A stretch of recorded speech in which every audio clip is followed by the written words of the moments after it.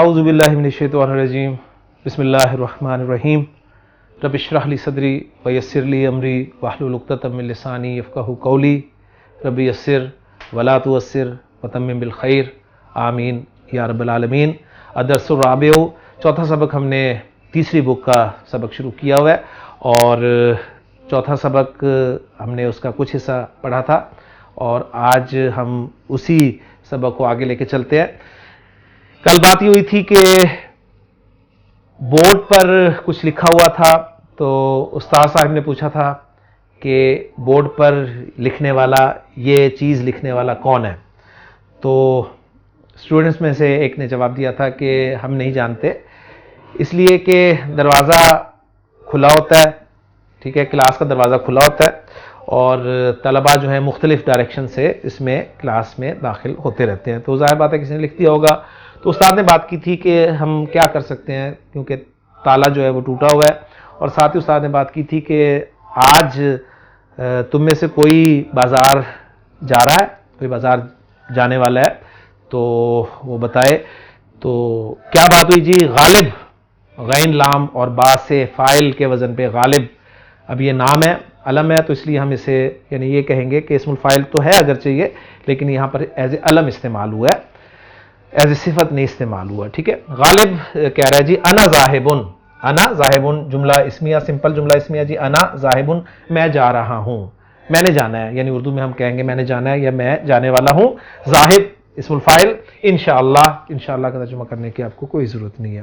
المدرس، استاد کہہ رہا ہے ارجو، را جیم واو مادہ ہے جی، را جیم واو، رجا یرجو، را جیم واو، رجا یرجو رجاءن، تو رجا یرجو دو معنی میں استعمال ہوتا ہے جی، ایک تو امید کرنا کے معنی میں استعمال ہوتا ہے، ارجو اس سے آپ ذرا لفظ ایک ذہن میں لائیں، ابھی عشاء کی نماز آپ نے پڑھی ہے تو آپ نے دعائے قنوت میں کیا پڑھا ہے؟ نرجو رحمتک، نرجو رحمتک، ہم امیدوار ہیں تیری رحمت کے، تو ارجو نرجو، تو ایک معنی اس کے امید کرنا اور ایک معنی اس کے درخواست کرنا کے بھی ہیں، یعنی ریکویسٹ کرنا کے بھی ہیں۔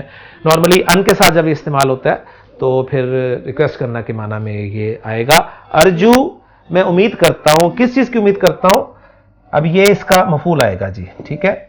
ان تشتریہ، ان مصدریہ ہو گیا، اس کے ساتھ پورا جملہ جو ہے وہ مصدر کی تعویل میں ہو کر یہ مفعول بن جائے گا ارجو کے لیے۔ ارجو فعل فاعل اور یہ مفعول ہو گیا، ارجو ان تشتریہ، شین را یا مادہ باب افتعال، اشترا یشتری، اشترا یشتری اشتراءن خریدنا، ان تشتریہ کہ تو خریدے، کیا خریدے؟ قفلاً جیداً، نکرہ پلس نکرہ مرکب توصیفی، ایک اچھا تالا، ایک عمدہ تالا۔ اب یہ قفلاً جیداً نصب میں کیوں آیا؟ یہ تشتری کے لیے مفعول ہے، تشتری کے لیے مفعول ہے، اور جیداً نصب میں کیوں آیا ہے؟ اس لیے کہ قفل کی صفت ہے۔ اب تشتریہ فعل اپنے فاعل اور مفعول بھی سے مل کر جملہ فعلیہ ہوا، اور ان مصدریہ کی وجہ سے مصدر کی تعویل میں ہو کر یہ مفعول بھی بن گیا ارجو فعل کے لیے۔ ارجو فعل اپنے فاعل اور مفعول بھی سے مل کر جملہ فعلیہ ہو گیا۔ ارجو آئی ریکویسٹ، میں ریکویسٹ کرتا ہوں کہ تم ایک عمدہ تالا خرید لاؤ گے، یعنی اس طرح کر کے ہم اردو محاورے میں اس کا ترجمہ کریں گے۔ ویسے اگر لفظی ترجمہ ہم کرنا چاہیں تو کچھ یوں بنے گا کہ میں ایک عمدہ تالا خریدنے کی امید کرتا ہوں، درخواست کرتا ہوں تم سے، میں تم سے ایک عمدہ تالا، اچھا تالا خریدنے کی درخواست کرتا ہوں۔ غالب کہتا ہے جی انشاءاللہ، جی ضرور، شور۔ المدرس، اقرا، اقرا یہ آپ کا فعل امر ہے جی، اقرا پڑھ، کرا، قرأ یقرأ سے اقرا، اقرا الآیۃ، معرفہ پلس معرفہ کون سا مرکب ہوا جی؟ مرکب توصیفی۔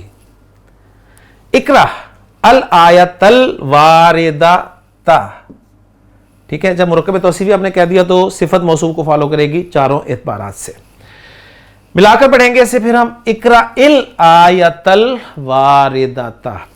اب ذرا نوٹ کریں کہ وارد فاعل، فاعل کے وزن پہ فاعل، فاعلاتن، فاعلن فاعلاتن، اس کی مؤنث آ گئی، تو واو را دال مادہ آنے کے لیے استعمال ہوتا ہے. اقرا الآیت الواردۃ آنے والی آیت پڑھ. فی الدرسی سبق میں آنے والی آیت پڑھ. یا عارفو عارف اے عارف سبق میں آنے والی آیت پڑھ. مرکب جاری مرکب توصیفی فعل الحمدللہ ساری چیزیں آپ کو کلیئر ہیں. عارف پڑھ رہا ہے جی اعوذ باللہ من الشیطان الرجیم. معرفہ پلس معرفہ مرکب توصیفی. من حرف جر ہے تو شیطان واحد ہے تو حالت جر میں ہوگا. واحد کی جر زیر کے ساتھ ہوگی اور رجیم بھی پھر ظاہر بات ہے صفت ہے شیطان کی تو اسی پیٹرن پہ وہ بھی جر میں ہوگا. تو من الشیطان الرجیم جو ہے یہ آپ کا مرکب جاری بن گیا. باللہ یہ بھی مرکب جاری ہے. اور اعوذ فعل ہو گیا. اعوذ فعل اپنے فاعل انا اور دو متعلقوں سے مل کر جملہ فعلیہ ہو گیا. اعوذ باللہ من الشیطان الرجیم بسم اللہ الرحمن الرحیم. دیکھیں ذرا معرفہ تو ایک معرفہ کے بعد دو معرفہ آ رہے ہیں تو پہلے کو معرفہ کو ہم موصوف بنا دیں گے باقی کو صفات بنا دیں گے. تو اللہ موصوف اور الرحمن الرحیم اس کی صفت. اچھا اب اس سے پہلے دیکھیں اسم نکرہ ہے. نکرہ پلس معرفہ مضاف مضاف الیہ تو مضاف اور مضاف الیہ تو اللہ حالت جر میں گیا مضاف الیہ ہونے کی وجہ سے. اور الرحمن اس کی صفت ہے تو یہ بھی جر میں ہوگا اور الرحیم اس کی صفت ہے تو یہ بھی جر میں ہوگا. اور اسم کی اعرابی حالت حرف جر با کی وجہ سے جر میں ہوگی. ٹوٹلی یہ مرکب جو ہے یہ مرکب جاری بنتا ہے. ٹھیک ہے یعنی ایک اینڈ پہ مرکب جاری بن رہا ہے اور اسی ایک مرکب جاری میں مرکب اضافی بھی ہے اور مرکب توصیفی بھی ہے. تو بسم اللہ الرحمن الرحیم اس کی وجہ سے میں نے آپ کے سامنے ترکیب کر دی ہے. تو اب آیت کیا ہے جی والسارقو فاعل سین را قاف سارقہ یسرقو چوری کرنا. السارقو والسارقو والسارقاتو مبتدا آ رہا ہے جی. چوری کرنے والا اور چوری کرنے والی ان کے بارے میں خبر دی جا رہی ہے کہ فقطعو قاف تا عین قطع یقطعو با فتح یفتح سے قاطع کاٹنے والا مقطوع کٹا ہوا. تو یہ فقطعو یہ فعل امر ہے. فقطعو تم کاٹ ڈالو. کیا کاٹ ڈالو؟ ایدیہما ان دونوں کے ہاتھ. ایدیہ ایدی جب بھی آئے گا یا ساکن ہوگا مرکب اضافی میں تو وہ یا تو رفع ہوگی یا جر ہوگی ذہن میں رکھیں. لیکن اگر یا پہ زبر ہوگی مفعول ہوگا. فقطعوا ایدیہما ان دونوں کے ہاتھ کاٹ ڈالو. جزاءً بدلے کے لیے بدلے کے طور پہ یہ مفعول لہو آ گیا جی. بما بسبب ما کسبا جو ان دونوں نے کمایا. تو السارق والسارقۃ فاقطعوا ایدیہما جزاء بما کسبا سورۃ المائدہ کی آیت نمبر 38 آپ کے سامنے انہوں نے بیان کی. اور اصل مقصود ڈاکٹر صاحب کا یہی ہے کہ آپ کو اسم الفاعل وغیرہ کی پہچان جو ہے وہ اچھی طرح کرا دیں. تو آیت پڑھنے کے لیے استاد نے کہا تو عارف نے وہ آیت پڑھ دی اور یہاں پر ہمیں سبق بھی دے دیا کہ قرآن پڑھنا ہے تو اعوذ باللہ من الشیطان الرجیم کے ساتھ پڑھنا ہے اور ظاہر بات ہے پھر بسم اللہ بھی آپ پڑھیں گے. اس کے بعد کیا ہوا جی المدرس ماشاء اللہ انکا.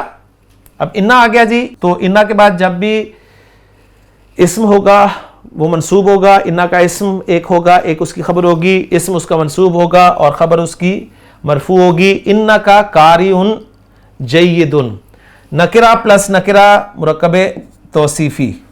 انا کا قاریٌ جیدٌ تم ایک عمدہ قاری ہو. انا اپنے اسم اور خبر سے مل کر جملہ اسمیہ بن جائے گا. تم ایک عمدہ قاری ہو.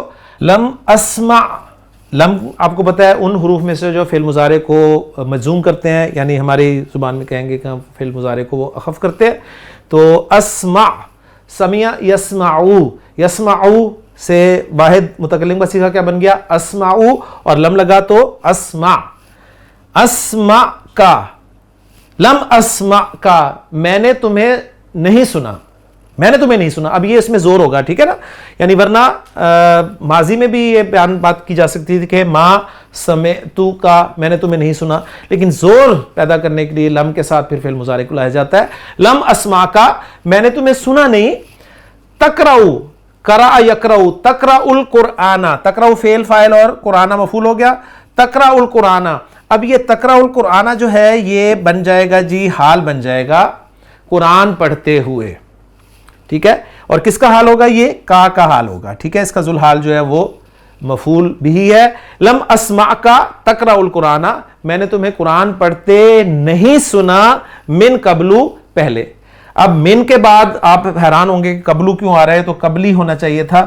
تو جب قبل اور بعد کا مضاف الیہ مذکور نہ ہو تو من کے بعد بھی ان کو حالت رفع میں پڑھا جاتا ہے. تو گویا یہ ہوگا من قبلی ھذا, اس سے پہلے میں نے تمہیں قرآن پڑھتے سنا ہی نہیں. صحیح ہے. حافظ انت, حافظ, اب ذرا نوٹ کریں, حافظ یہ آپ کا حفظ کرنا, یاد کرنا, اس سے اسم الفاعل حافظ اور اسم المفعول کیا بنے گا, محفوظ.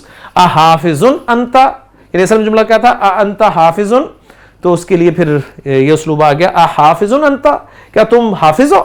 عارف کہتا ہے جی نام, جی ہاں, یعنی پورا جواب دینے کی ضرورت نہیں ہے, نام کافی ہے, یعنی کہنا کیا چاہ رہا ہے, نام انا حافظ. المدرس استاد کہتا ہے جی ما انا بغافل. اب یہ ما کون سا ہے جی, آپ کو پتا ہے ما, یہ ما حجازیہ, یعنی جملہ اسمیہ کے شروع میں ما آتا ہے. ہم نے اپنے بیسک کورس میں پڑھا ہوا ہے کہ جملہ اسمیہ کو منفی بنانے کے لیے اس کے شروع میں ما لگایا جاتا ہے نارملی, اور یہ ما جو ہے یہ لیسا جو ہے اس کے جیسا عمل کرتا ہے. مشابہ بھی لیسا اسے کہتے ہیں, یعنی ما اور لا مشابہ بھی لیسا ہوتے ہیں. اور اصل میں لیسا کیا کرتا ہے, جملہ اسمیہ کے شروع میں آتا ہے منفی بنانے کے لیے, اور جملہ اسمیہ کی خبر کو نصب دیتا ہے, ٹھیک ہے. اور پھر اس خبر پر زور پیدا کرنے کے لیے با حرف جر زائد لگایا جاتا ہے. ما حجاز والوں کی لغت میں وہی کام کرتا ہے جو لیسا کرتا ہے, اس لیے اس ما کو ما حجازیہ کہا جاتا ہے. اور دوسرے قبیلے جو ہیں وہ چونکہ اس ما کا اثر نہیں دکھاتے تھے, تو اس لیے اس ما کا نام خاص طور پہ ما حجازیہ رکھا گیا ہے. ما انا بغافل, تو آپ دیکھیں مبتدا ہے انا, یعنی ما کا اسم ہو گیا, اور با یہ زائدہ ہے, اور اس زائدہ با کی وجہ سے یہ تاکید کے لیے آیا ہے, لیکن چونکہ با حرف جر ہے لہٰذا یہ اپنا کام ضرور کرے گا, حالت جر میں لے جائے گا. زائدہ اس سینس میں کہا جاتا ہے کہ گرامیٹیکلی اسے نہیں لیا جاتا. گرامیٹیکلی کیسے نہیں لیا جاتا, یعنی یہ کہا جاتا ہے کہ ما آپ کا ہو گیا حرف نفی اور مشابہ بھی لیسا, اور انا جو ہے اسم ما, اور با زائدہ اور غافلن جو ہے یہ خبرو ما ہے. خبرو ما ہے, لفظاً مجرور ہے, یہاں پر لفظاً مجرور ہے, لیکن محلاً ہم اسے کہیں گے یہ منصوب ہی ہے. تو زائدہ کا مطلب یہ ہوتا ہے کہ اس کو ترکیب میں پھر نہیں لیا جاتا, با زائدہ کہہ دیا جائے گا, اور غافل کو کہیں گے یہ خبرو ما ہے. خبرو ما فوراً ذہن میں آتا ہے کہ خبرو ما تو منصوب ہوتی ہے, جیسے ما ھذا بشرن سورہ یوسف میں الفاظ ہیں, تو یہ پھر خبرو ما کیسے ہوئی, تو یہ ہے اصل میں لفظاً یہاں پر آپ کو با کی وجہ سے جر میں نظر آ رہی ہے, لیکن محل کے اعتبار سے یہ منصوب ہے. ما انا بغافل اما تعملو, میں ہرگز غافل نہیں ہوں. غافل غین فعلام, یہ بھی اسم الفاعل ہو گیا جی. ما انا بغافل, میں ہرگز غافل نہیں ہوں. اما اس چیز سے جو تعملو تو کر رہا ہے, یا منصور, اے منصور جو تم کر رہے ہو میں اس سے ہرگز غافل نہیں ہوں. منصور کہتا ہے جی ارجو, ریکویسٹ کر رہا ہے جی, ارجو میں درخواست کرتا ہوں. کس چیز کی درخواست کرتا ہوں, کہ ان تسمح لی, سین میم ہا مادہ اجازت دینے کے معنی میں. ارجو ان تسمح, میں درخواست کرتا ہوں, ارجو میں ریکویسٹ کرتا ہوں. کس چیز کی ریکویسٹ کرتا ہوں, ان تسمح, کہ آپ اجازت دیں, لی مجھے, بالخروجی باہر نکلنے کی. کیوں, فَإِنِّي, فا کے ساتھ جب بھی انّا آتا ہے تو بیکاز کے معنی میں استعمال ہوتا ہے, یہ ہم چیز کر چکے ہیں پہلے بھی. لام کے ساتھ انّا آتا ہے لی انّا, اور فا کے ساتھ انّا آتا ہے تو فَإِنَّا. فَإِنِّي أُرِيدُ, اس لیے کہ میں اریدو چاہتا ہوں. ٹھیک ہے, تو جملہ اسمیہ آ گیا, انا اس کا اسم, یا اور یہ ساری جو ہے اریدو سے آگے جو ہے وہ ساری خبر چلے گی اس کی. ٹھیک ہے, فانی اریدو اس لیے کہ میں چاہتا ہوں. کیا چاہتا ہوں؟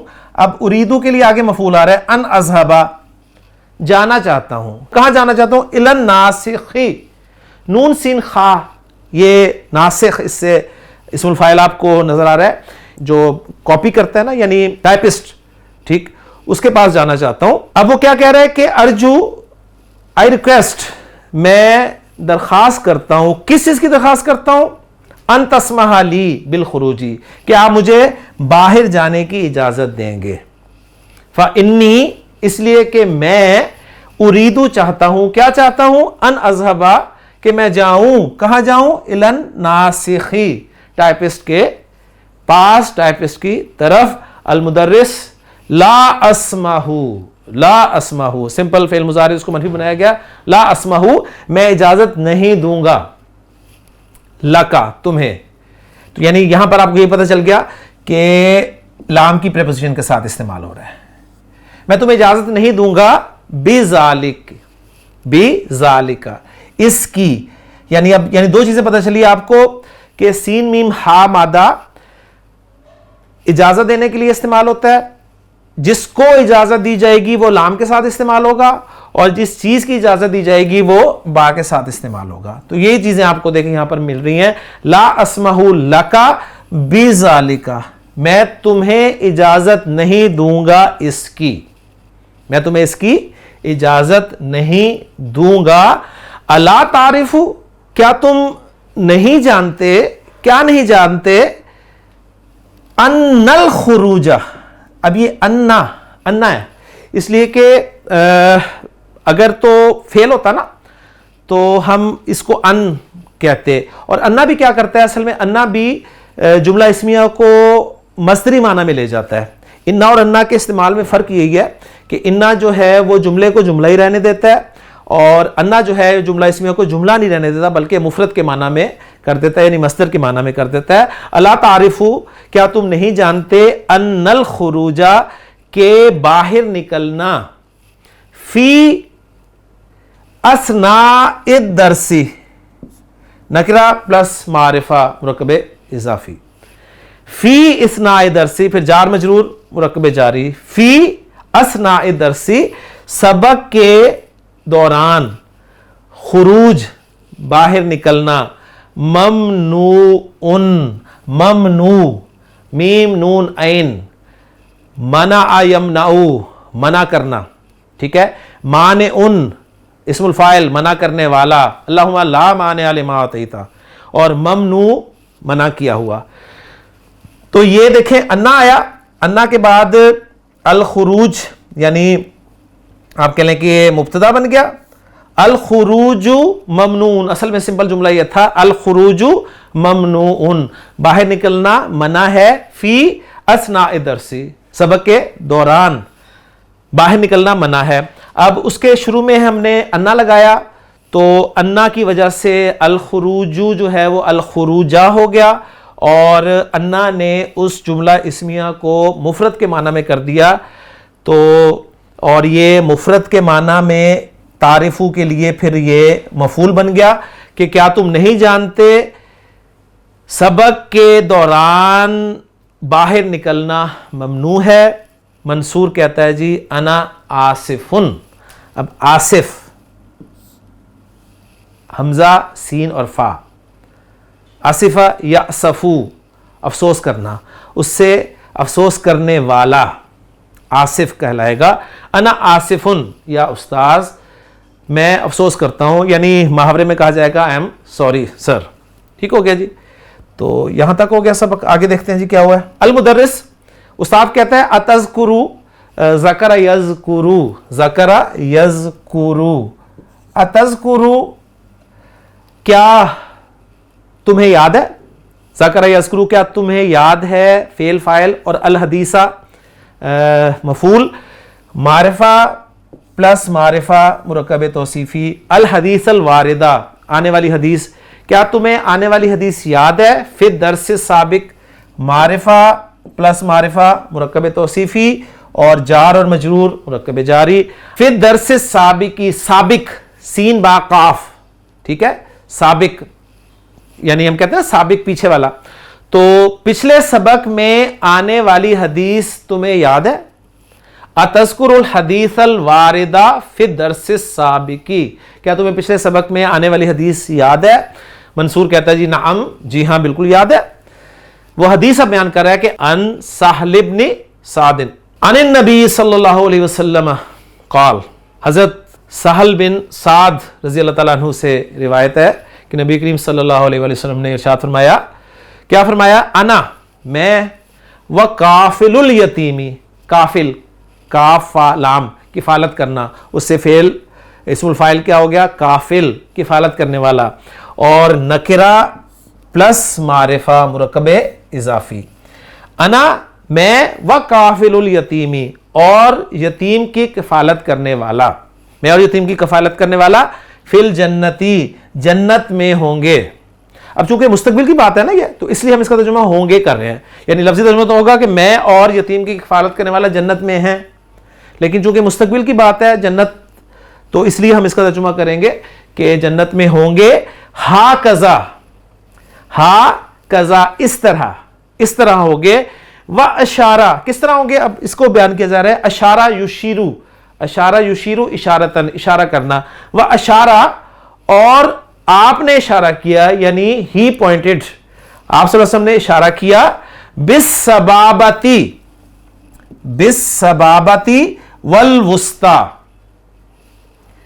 یہ دیکھیں جی, یہ وسطی درمیان والی انگلی, اور یہ جو السبابہ ہے یہ آپ کی یہ والی انگلی ہے جسے ہم تشہد کی انگلی کہتے ہیں, ٹھیک ہے. تو اس طرح آپ نے اشارہ کیا. وفرج بینہما, فرج یفرج تفریجن یعنی کھولنا کشادہ کرنا, ان معنی میں استعمال ہوتا ہے. تو وہ اشارہ بالسبابتی والوسطی, آپ نے اپنی یہ والی جسے ہم نماز میں تشہد میں بیٹھتے ہوئے اٹھاتے ہیں, تو اس انگلی اور درمیان والی انگلی کے ساتھ آپ نے اشارہ کیا. متفقن علیہ, یہ متفقن علیہ روایت ہے, اور متفقن علیہ کے بارے میں آپ کو بتا چکا ہوں پہلے کہ یہ وہ روایت ہوتی ہے جس پہ امام بخاری رحمہ اللہ اور امام مسلم رحمہ اللہ جو دونوں متفق ہوتے ہیں. تو متفقن یہ بھی اصل میں اسم مفعول ہے لیکن مزید فی باب سے. اچھا, یہاں پر ڈاکٹر صاحب نے ایک پیج بنایا ہے, اس میں انگلیوں کو بتایا, وہ بھی آپ کو پکچر میں دکھاتا چلوں.